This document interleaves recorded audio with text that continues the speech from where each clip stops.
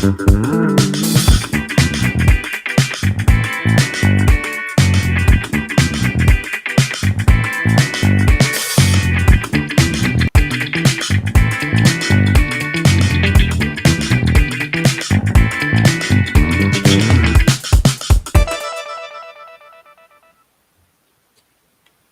welcome to the Sports Unfolded NHL Ranking Show. I'm your host, Eric.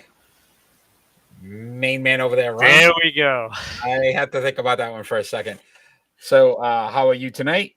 I'm feeling okay. Good. You know, like what, 6-7 games left of the season. Unreal. So much still going on in the hockey world. As we normally do, we release our hockey rankings every Monday. So we came up with our rankings just about an hour ago. We released them, if that, and we're going to discuss them tonight. Oh, it's an And interesting week. It is definitely interesting. Some teams dropped out. Those 4 or 5 teams dropped out. So Calgary and the Rangers have dropped out. But this number 5 team has been on this list several times and made its way back in. Yeah, Minnesota Wild. They're looking good rolling into the playoffs. They got 6 games left. They're in that 3 spot. They're either going to be in that 3 spot or the 2 spot in that division. So they are pretty much a shoe-in for the playoffs. Like it'll take a lot for them. They'd probably have to lose out in order for them to miss the playoffs, and that's not happening. I think they might actually have clinched, if I'm not mistaken. Yes, they have clinched. Yeah, so they're in the playoffs. 47, 21, and 7 on the season, 6-1-3 in their last 10. Got games again at Montreal, then Vancouver and Seattle at home. So 3 very winnable games for them. They continue to play well at home, 27-7-2. So when we look at a standpoint of what they've been able to accomplish at home, solid 281 goals for. So they're a good scoring team. They're a plus 46 on the season. They've been a young, fun team. We've talked about them several times. They added Fleury at the trade deadline to try to secure something for the playoffs. It looks like they've made some good moves to at least have some kind of success when it comes to the Western Conference playoffs.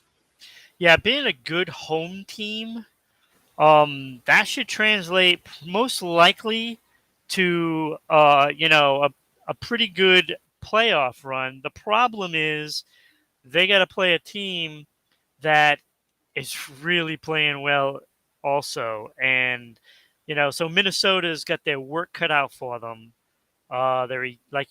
They're a young team, so there's a lot of inexperienced players there, and that could be, that could hurt them in this playoff round because, I mean, let's face it, they're probably going to have to play St. Louis, and St. Louis has been equally to the challenge the last 2-3 weeks.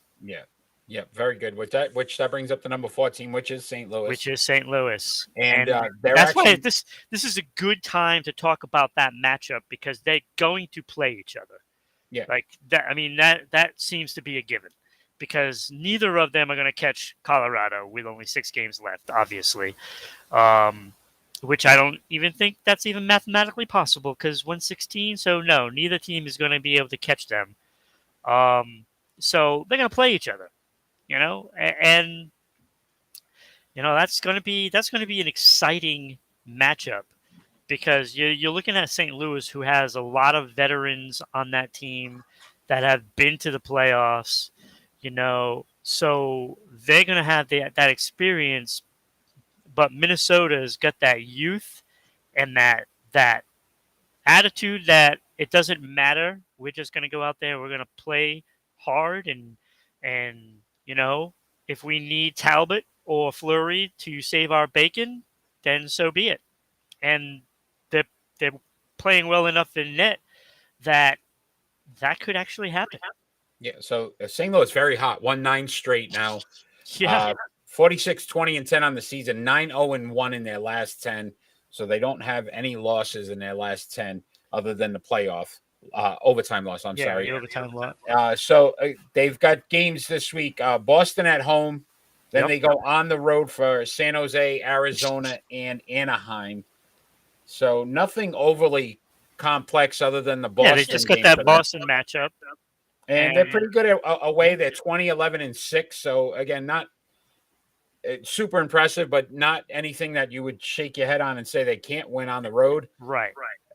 They are hot, which is always a good thing to be going into a playoffs with. So we feel pretty good about St. Louis, but that Minnesota matchup you think could be some trouble for them. Yeah. Look, goaltending can steal games in the playoffs. I mean, we know this. So, the addition of Fleury obviously gives you a goaltender that can do it in the playoffs. But what that has done, that has made Talbot play so much better that Fleury really hasn't been able to steal the job away yet. Yeah.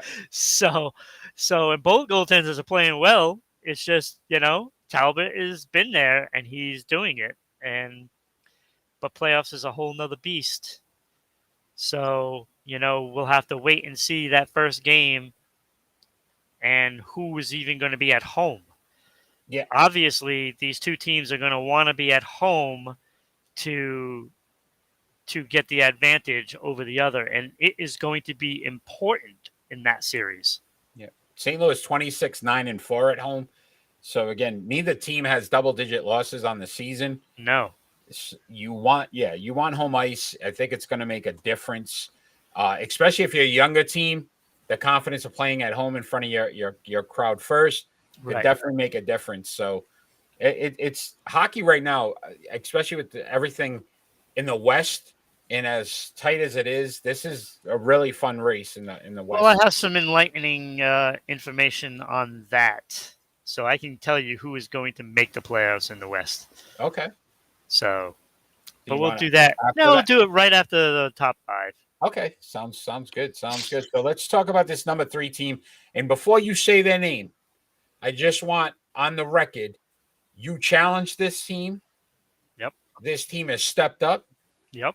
I am imploring this team now to make you their mascot going forward because you somehow seem to be that lucky charm, and that would be. That's not what I was intending. But as soon as you said they need to step up and play well, they have.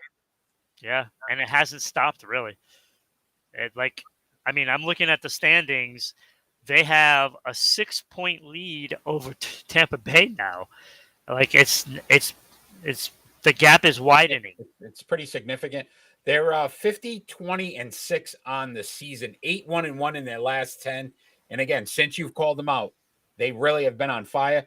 But this stretch this week is really going to test them at Tampa Bay, at Florida, and then at Washington. Yeah. All 3 games could be very difficult. That's no joke. They are 22, 12, and 4 on the road. So not as good as at home. They're 28, 8, and 2 on the at home. So there's an opportunity here where, look, Toronto, if they're legitimately going to be a contender in these playoffs, I think this week is going to show us if they are contenders or not. You know what Tampa brings. Again, a 2-time defending champion. Florida, one of the top teams in the league this season. If you can split at least one of those games, especially Florida, if they can beat Florida, that shows a lot more because Tampa Bay has struggled as of late, correct? They still haven't gotten out of that funk. They are 3 points? 3 points ahead of Boston right now for that 3rd spot. So this Toronto-Tampa Bay game is going to be a preview of that first round, possibly, most likely. The Bruins have a really difficult schedule for the rest of the way, and it's going to be really difficult for them to gain on Tampa Bay or Toronto. So it's looking to me like it will be Bruins taking that wild card spot, and Tampa Bay, Toronto going to be playing each other in that series, and it's going to be a tough one for both teams. We're going to find out if Toronto is for real this week. Like you said, they have a tough schedule. They could be playing Florida this year as well, and it's not going to be an easy ride. So enjoy it until you get to the playoffs, but you're already in playoff mode. Yeah, and we talked about what Austin Matthews has been able to do for them. They have a legitimate superstar, but do they have enough, considering some of the teams that are ahead of them, especially Florida, to be able to compete, or is somebody else going to have to step up for them to legitimately be Again, this is going to be a team that is going to be they're going to need to win those games at home. Because, I mean, when you're going to go into, a Florida or a Tampa Bay and you have to play them at home, that is very difficult. These are quality teams. There's no shortage of talent on these teams. Anybody in the playoffs now, that's it. It's a whole new ball game. And most teams are going to approach it like it's a different season. Everybody's 0-0, and you have to go out there and win because it's a short sprint season. And you've got 7 games to figure it out. And if you don't figure it out in 4 of them, you're going home. Yeah. I think, too, NHL playoffs, a lot different, even with the seedings, not necessarily a guarantee. Though, even though, a team could be the 1 seed. And again, we looked at it this year with the East, the 1-8 matchup technically would have been probably an Eastern Conference Finals any other year. But this year, every team has just been so good and so tight that you can't sit there and go, okay, they've been the best team. Colorado, one of the top teams, but you can't guarantee that it's an easy way, path to the finals. No, it's not, especially now with St. Louis stepping up. Now, I rode that Western Conference pretty hard, saying there was only 3 teams worthwhile. And since then, St. Louis has stepped up. They had the talent. They won a Stanley Cup a couple of years ago. So it wasn't the fact that they didn't have the talent. They just weren't playing to their talent. And now they are. And they've put themselves in such a great position right now that adds more problems to Colorado. So it is not just, a 1-horse race out there. Yeah. You have Minnesota, you have St. Louis, you have Calgary. And to be honest with you, you got to worry about teams like Dallas. Like, there's some talent there. They have to play flawless, against those top teams, but they can win. Let's make no mistakes about that. They have the skills to win. Yeah, listen, look, I can't wait. I'm just so This is going to be awesome. It's going to be an awesome playoff.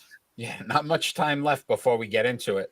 So this team has been the hottest team the last 10 games, has not lost at 10-0-0, a perfect stretch the last 10, and that would be the Florida Panthers. Yeah. They are 54-15-6 on the season. 317 goals for, the highest scoring team in the league. Yeah. They have put it all together at the right time. And with 6 games left, they've got a 10-point lead in the Eastern Conference. So basically they have to lose every game for either Carolina or the New York Rangers while winning every game for them to drop out of that number 1 seed. That just goes to show you that it's not going to happen. Yeah, Florida is going to be that number 1 seed. They really only need to basically get a tie in their last few games. And we talked about what they did at the trade deadline. And again, they're all in to win it this season. Oh, they are. So it'd be pretty surprising to see them not at least get to the conference finals. Would I not say it? Again, we talked about how tight every team is, but they've played so well all year. Yeah. It hasn't been even though it's a 10-game win streak currently, they've played consistent hockey all year. Yeah. And I know there was a 2-week stretch where they dropped down to that 5 spot and then they dropped out, and then the following week they went right back in. So they've been in that top 5 the whole year except for 1 week. And that is incredible, to be honest with you. Yeah, Incredible. they've definitely played some good hockey. And they faced Detroit, Toronto, and Tampa Bay, all at home. They're 32-6 at home. Yeah. Very interested in that. We talked about the Toronto game. And then Tampa. If Tampa's going to bounce back somehow, beating a Florida would definitely help that. If Florida just, basically wipes the ice with them, Yeah. then you really have to start to question Tampa Bay's chances of actually, making Yeah. it to We've been seeing this, and everybody's asking, how do you not have Tampa Bay in there? Well, they've been playing 500 hockey for about a month and a half now. And I'm a little concerned at them. I think they might have hit a wall. Mm-hmm. I mean, they've played a lot lot of hockey. So, if there's a team that can just turn on the switch, this would be the one. But I'm not so sure they can. I think they're out of gas, and they are limping into the playoffs. Yeah. And if it wasn't for the Bruins with those injuries, I think they would have been the wild card team. Yeah. Yeah. No, absolutely. Yeah. We talked about the injuries with Boston. So again, Florida, phenomenal. But this team at number 1. Yeah. So I mean, they're not as good as Florida. They've only won 9 straight. So yeah. I mean, we can't really consider them, as good. Sure. I know. I should have dropped them down a spot, So Colorado, who's remained number 1 now for quite some time, 55-14-6 on the season, went 9-0-1 in their last 10. Yeah. Again, so dominant at home. 31-4-3 at home. To think you only had 4 losses at home all year, that's pretty impressive. They do face Washington at home this week. Then they're at Seattle, at Edmonton, and at Winnipeg. There's not much on that makes me think they won't be the number 1 team next week as well. Not really. No. I don't think Edmonton can hold up in their own end against Colorado. Like we talked about Edmonton so much. It's like they have so much offensive talent, but you didn't do anything to shore up that defense. You've got some journeyman defenseman that is going to be, the 7th guy, so if you have an injury, then he'll play. That's what you did. Mm-hmm. Not enough. Colorado, would you say favorites to get out of the West? I mean, I know we're talking about how tight it is, but yeah, has anybody really? St. Louis again, 9 straight wins, but again, you're talking about almost a 10-game difference in wins. Yeah, have Colorado just been so dominant? Can St. Louis or Minnesota, who are on this list, actually compete?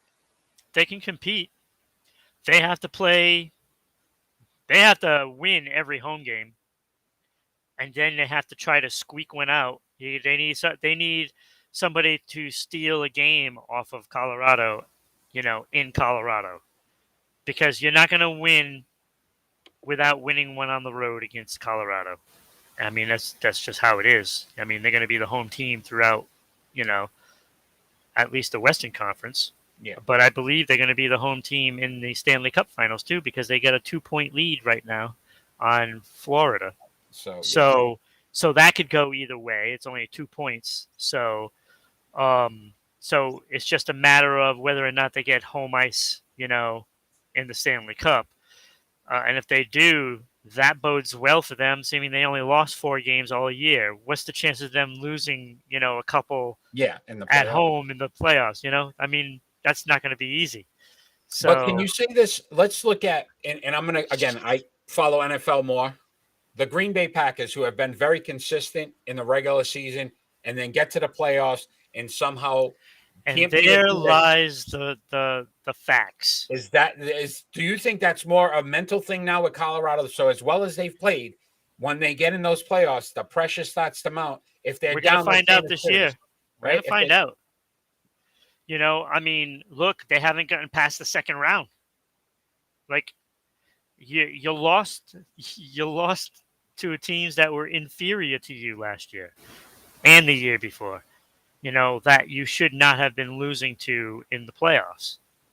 And, when that happens, know what's going to creep in this year. When they, second round, if they're playing, like a Calgary, which I don't think they can play a second round, but it would be more like a Minnesota or, an Edmonton team. I'd be a little concerned if you're going to play Minnesota in that second round. Yeah.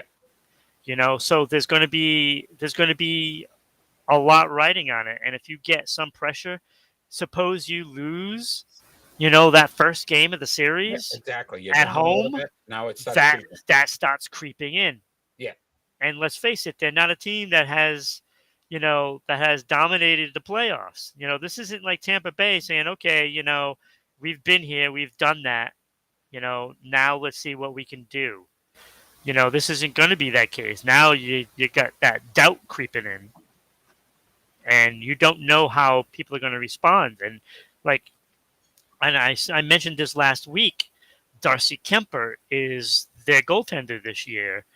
And how is he going to perform under the pressure of, oh my Lord, we just lost our opening game. Now we have to win this one.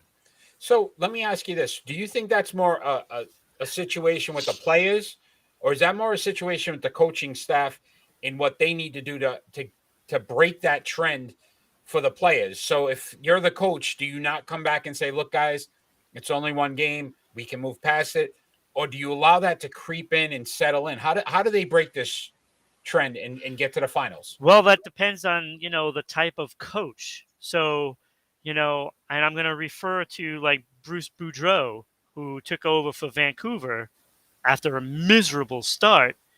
And he went in there and he made it fun. And those players responded, to that. They're playing looser, they're playing lighter, they're playing with purpose. And they're still in a position where, I mean, it's almost impossible. I mean, I think they're one point away from being eliminated, and that might have actually already happened. This weekend. Yesterday or And again, today. and they were a team that had players that people were Yeah. very interested. Teams were very interested in, Right. and they didn't make the moves because they thought they could make it. Right. And so that kind of a coach could really you know, lighten up the room and take some pressure off. Now, you know, looking at it, I mean, I like their coach just does not have that kind of experience. So, a coach without experience, that might be a little Mhm. difficult because you have to tread that line and not go too far being relaxed, that they're not worried about, anything, and then, making them too worried. So, that's going to be a difficult position for, a younger coach than somebody that like Bruce Boudreau with the ultimate experience, has been around so long, you know. So Thank you, Kenny. yeah, yes, so we've talked about in the past, and I'm glad Kenny joined because this was actually my next question. I do the NBA rankings with Kenny, and I normally say to Kenny, if I gave you $1,000 and you go to Vegas right now, how much money would you put on Colorado, Ron, to get to at least the Stanley Cup Finals? I would definitely do the majority of that. So you'd put a good amount. I would put a good amount on it. I think they can get it done. And I know. Look, they've had some difficulties last couple of years, but this team is too good. It would be different if they were playing in the East, because no matter who you're playing in the East, it's a crapshoot. But I'm looking at that West, and I mean, looking at it, they're most likely either going to play Nashville or Vegas in that first game, or possibly even L.A. But I doubt L.A. But you know, if you're going to play one of those two teams, you're moving on. So you're going to at least get to the second round. So, and that second round, you're looking at, I don't know if it'll be the St. Louis, Minnesota or Edmonton, LA. But if you draw that Edmonton, LA, they're getting past the second round. And that's not a doubt. Yeah. So I'd feel really good betting all that 1,000. Okay. All right. I find that interesting. Okay, good. Good stuff. So let's bring up the list real quick, and then we can go on. We didn't actually say that Colorado was number one, by the way. I don't think we did. But yeah. I think maybe you did. Yeah, maybe I you did it early on. So let's look at what you came up with, and that would be the Minnesota Wild coming in at 5, the St. Louis at 4, the Toronto Maple Leafs at 3, the Florida Panthers at 2, and then the Colorado Avalanche at 1. Ron, I do this every week to you. Which team will not be on this list next week? Good chance that it could not be. It might not be St. Louis or Minnesota. First of all, St. Louis is due for a loss, right? I mean, when you think about it, 9-0-1. Here comes your homer pot because they play Boston next, right? No, actually, no. I'm at San Jose, at Arizona, at Anaheim. You think they lose one of those 3? No, probably not. So it would have to be Boston. Boston. I mean, hey, it is what they lost last time to St. Louis. Yeah. And still trying to see whether or not Pasternak or Lindholm come back. They got Carlo back, and that certainly made a difference against Pittsburgh. So, this team, just has to get back on track without, any more injuries to like Linus Ullmark, who's been playing so well, But this sparked up, play from Swayman. Looks like his play is back, So they're in good shape. If they get those 2 players back, they have to get Pasta and Lindholm back, or it's not going to do anything. Let me ask you this question. If there's a team that's going to overtake Colorado, is this the week Florida possibly does it? Detroit, Tampa Bay, and Toronto are the 3 opponents. But, again, Colorado's not playing anybody that difficult either. I think Washington would be their toughest one. I think, if anything, Florida rests some people. They're at that point? I think they're at that point because they're not going to give up that number 1 spot. So, to me, I think you rest a guy like Huberdeau for a game, maybe in that Detroit game. You rest players like Joe Thornton, who are getting up there in the years, against one of the other 2 games in this week. So it gives him a day to just rest. Maybe even give rest to Claude Giroux. So that's what they're probably going to do from here on out. So they could take a loss in there. And Colorado may do the same thing as well this week. Because if they're not playing a tough schedule, you sit like a McKinnon out one of those games. Yeah. You give some players rest and get them refreshed. And that's what they should be doing. So before we go on to your assignment, I just wanted to know, have you heard the latest with the Seattle Kraken? What's the latest? And how excited you are about Marshawn Lynch is now a part owner of. So Beast Mode is now a part owner of the Kraken. Wow, that's interesting. Right? So you think about the NFL aspect and guys wanting to get in on some of these franchises. He has put it, I mean, obviously it's a small piece, but he has, some stake in now the Seattle Kraken. I just found that story to be pretty interesting. Good for him. Look, that's an investment. I mean, look, how many times have we seen or heard athletes going broke because squandering their money? Yep. This is a guy that look, I'm pretty secure to say that Seattle is going to be around for a while. They've done a good job with their franchise at this point. They put on a show at home, and I think it's a no-brainer. I think the marketing is there, and I think that's a good investment for him. So I would say this: if the Kraken are smart, no more hat tricks. Somebody scores, you throw Skittles. You just throw a bunch of Skittles on the ice. Why would you do that? That's Marshawn Lynch. That was his thing. Every time he scored a touchdown, he'd go to the sideline and just eat Skittles. Yeah, but then they'd have to clean the ice. Players would be losing edges. So normally what we do each week, I challenge you to come up with, some kind of, we try to make it fun.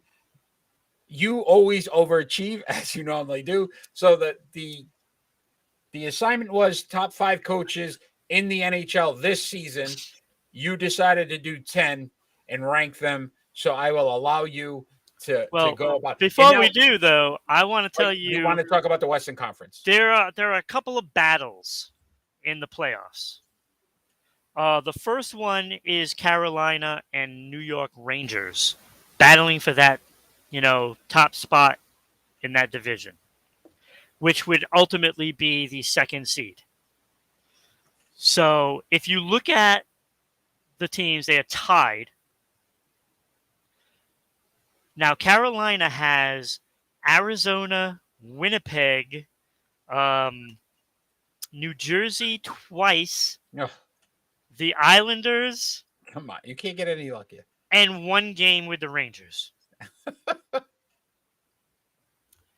The Rangers, however, have Winnipeg, the Islanders, Boston, Carolina, Montreal, and Washington. So they got teams against 3 playoff teams. Yes. That doesn't bode well for Rangers taking that division. Yeah. So, to me, Carolina wins the division.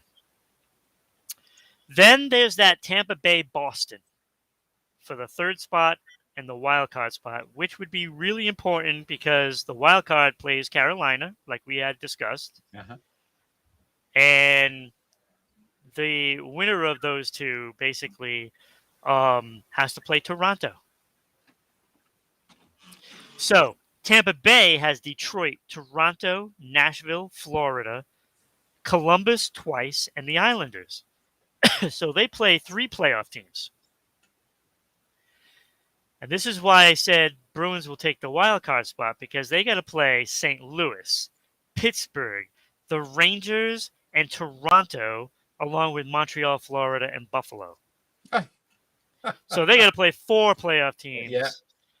And that is not easy. And, by the way, 3 of those teams have been playing really well. Yeah.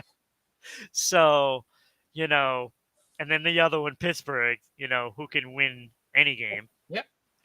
So, therefore, I think Boston will take the wild card spot. And then there's that 3rd spot in the West, Calgary, Edmonton, and LA. LA in that 3rd spot with only 90 points. The 3 players going for the wild card is Dallas with 91 points, Nashville with 91 points, and Las Vegas with 87 points. So Vegas is trying to get 4 points to get into that wild card spot, or 3 points to take that 3rd spot away from LA. So the problem with all of this is, okay, if you look at Dallas's schedule, they're playing 2 playoff teams, Edmonton and Calgary. And Edmonton can be had. The others are Vancouver, Seattle, Vegas, which is an important one because that's the team you got to stop. Yeah. Arizona and Anaheim, so not a very difficult schedule. Vegas has to play Washington and St. Louis playoff spots, and Dallas, who's in that wild card spot. Yeah. And then Chicago, San Jose, and New Jersey. So not too bad. But You know, I three don't tough know. teams. I don't know if you can catch Dallas, but the team you can catch is this one, Nashville. They got to play. They have what, 6 games left. They got to play Calgary twice. It was very good. Yes, Tampa Bay, Minnesota, and Colorado, All playoff teams. all playoff teams and all really good Yes. teams. And then Arizona. Hey, we'll throw one in there for. I Let's don't go. think Nashville makes the playoffs. I think Vegas can catch them and make that last wild card spot. You know, Nashville is a pretty decent team, but I don't know if they can withstand that schedule. Because if Vegas wins, 4 of their games, that is pushing them because that's 8 points. That puts them 4 points ahead. So Nashville would have to win at least 2 games. And let's face it, none of those games are easy except for Yeah. Arizona. No, definitely. No, that's some And great insight. they're not going to catch LA either because LA has Anaheim, Chicago, Anaheim, Seattle, and Vancouver. Should win all 5 of those. They You would should. think. You would think. Although they lost Doughty for the season. Yeah. So no, that's great insight. No, and So again, I had like you to, said, so anybody looking for a little light, Boston wild card, Carolina winning that division, and Dallas and Las Vegas will be the wild card teams. outstanding, great stuff. That's why you're my hockey guru, man. You know what you see it all. You're watching it all. You're not just following the Bruins. I mean, obviously, Nope. your first Yep. love is Boston, but you will definitely check out all the other teams. I try to watch as much of the other teams as I possibly can. So your assignment this week was to give us the top 5 coaches. Again, you overachieved. You've got 10. You're going to rank them 10-1. It doesn't necessarily have to be they had the best record. It could have been a team that you didn't expect to make the playoffs, and that coach was able to get them in, or it could be a team that you expected to be really well, and maybe that's why they're not doing as well because of the coach. So let's see what you came up with.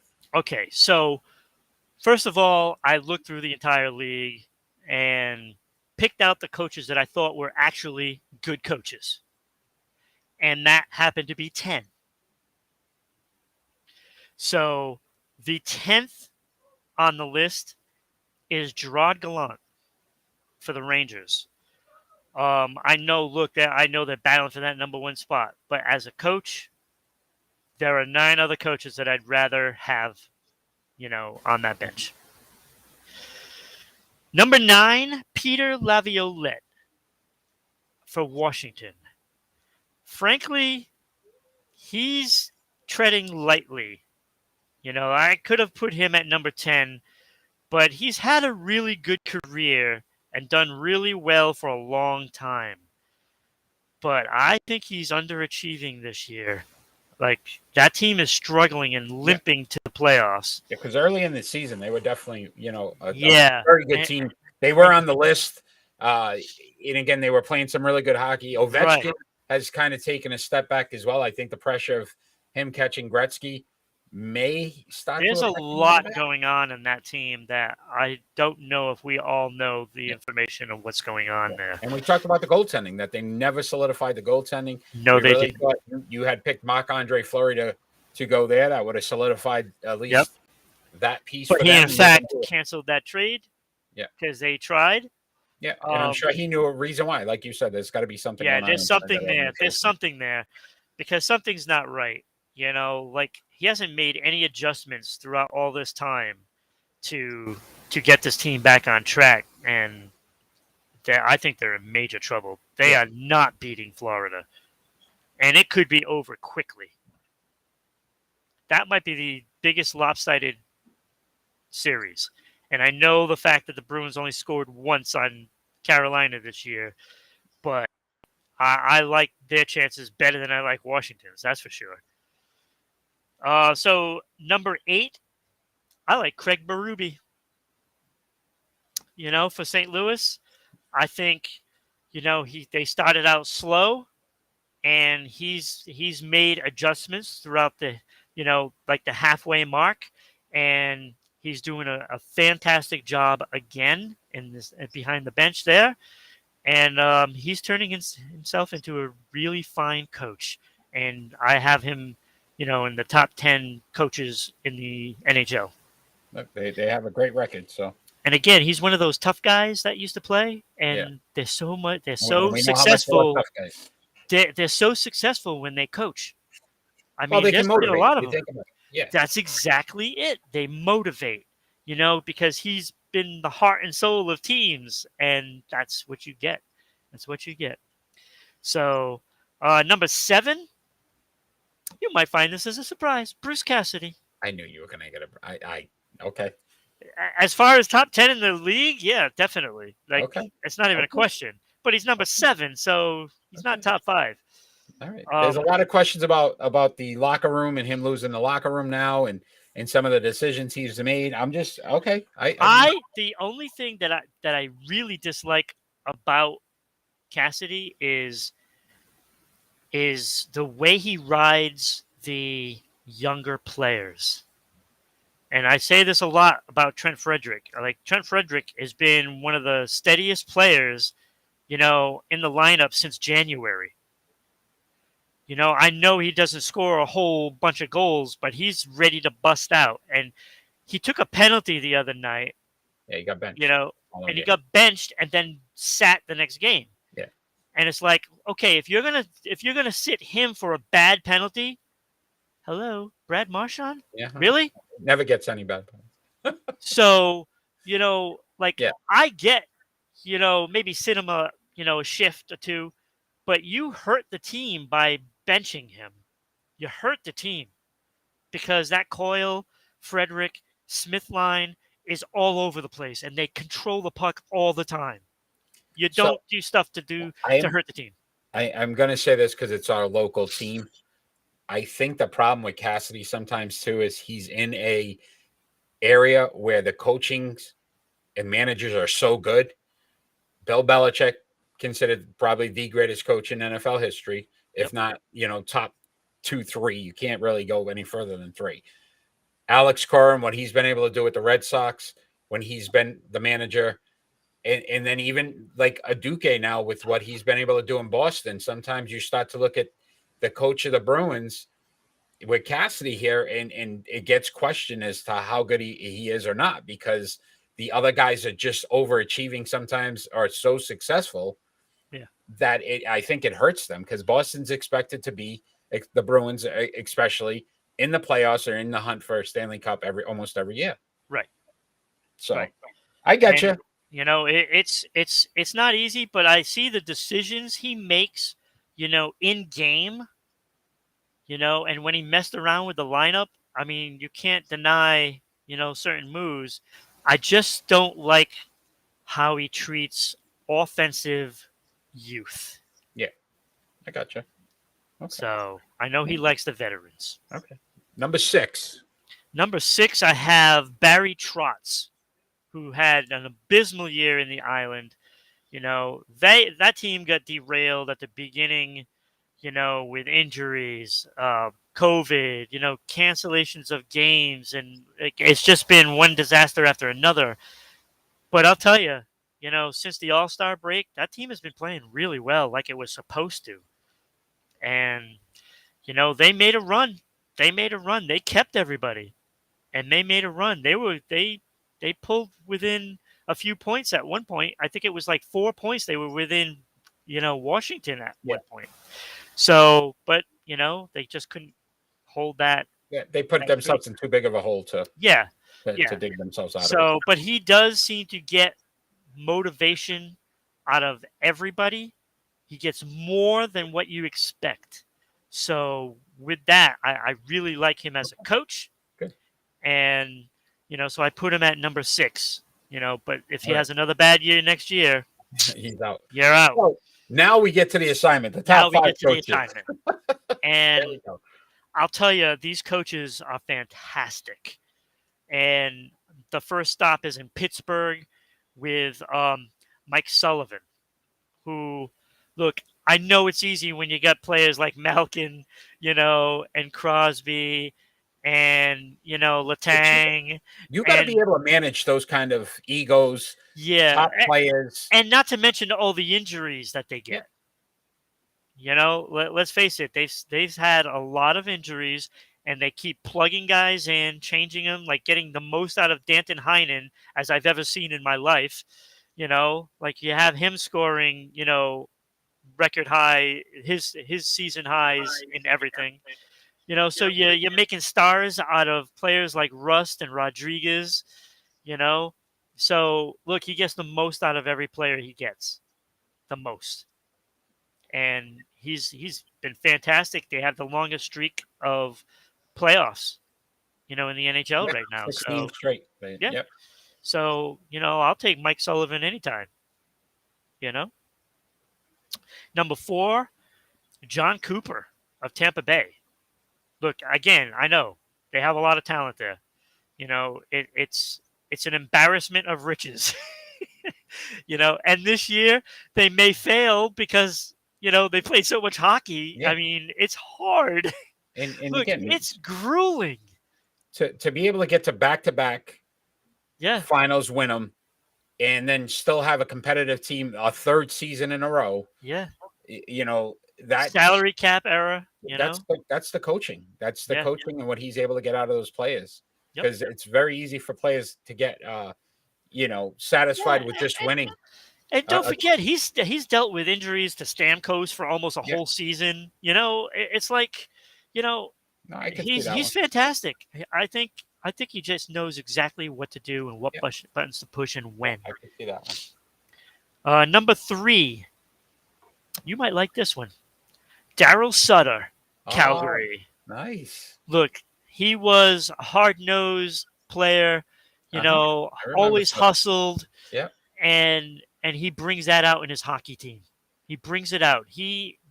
Like the players personify Daryl Sutter. Like it's just uncanny. They love this coach. They will do anything that the coach needs them to do, and it that's important. shows in their That's play. important. It Very shows. important. And you win 9 straight. Guess what? That's a lot of motivation from your coach, especially at this time of the year. Absolutely. So, number 2, I went with Bruce Boudreau.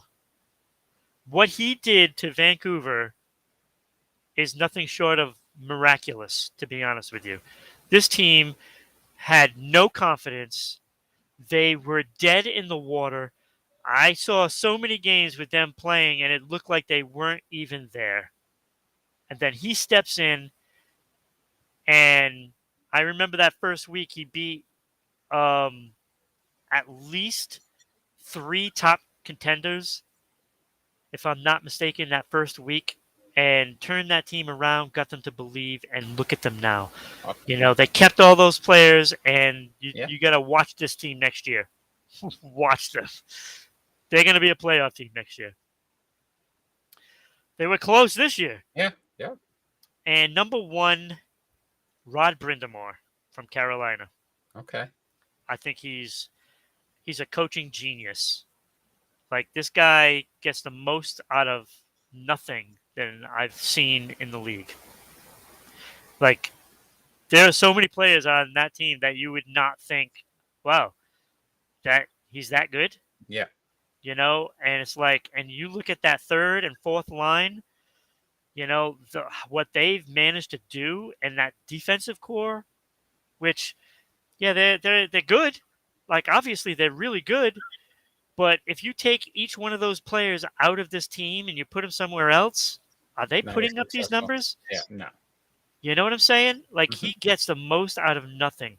I love the way he played as a player, and again, those Gritty. Yes. gritty That's right. guys. And he was a scorer, but he was a gritty Yeah. player. I remember Brendan Moore too. Yeah. And so, like, I really, if there was ever changes, this is That's the the guy guy you I'd want. look for. Excellent. Great list. Love the insight. Again, I like to sometimes make these things personal. So this week, your challenge will be, I saw you had Cassidy at what? 7? 7? 7, but I want the top 5 Boston Bruin coaches of all time. Will Cassidy be in the top 5? I doubt So, it. so let's see where you Doubt come it. up with. No, okay. So let's see where you're at with that. So your top 5 Bruins head coaches of all time. Okay. Okay. All right.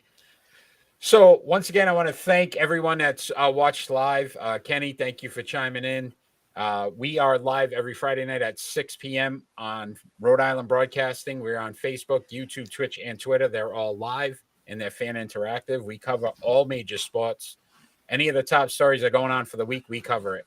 If you missed last week, check it out. We had a nice conversation about one Mr. Cam Newton and his conversation, which we had a really good time with.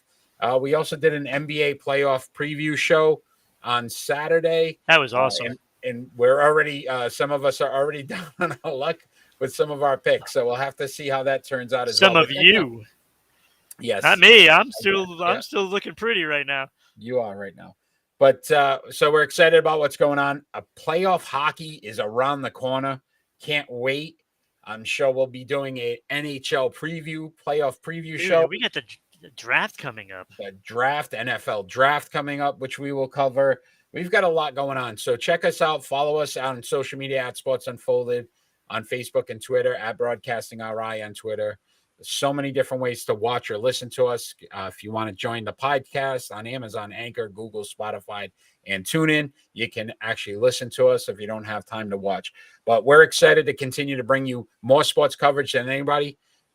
We will unfold every possible sports story that's out there, and we're not afraid to, hold back. We will throw punches. Yeah. So especially Ron. Ron loves to. Ron's a jabber. I'm waiting for Cam Newton's response. You are one of those boxes where you're just getting hit, but you keep hitting. I called them a couple of names that show. A few. So check that out. You might want to see that. Make sure you join us Friday nights. Ron, I appreciate your hockey insight as always. Great stuff. Can't wait to see how this list turns out. We got about another week left, and then it's playoff ranking. Yep. So we're excited about that as well. But I will see you on Friday, my friend. You take care, fans out there. Peace. Have a good night, everybody.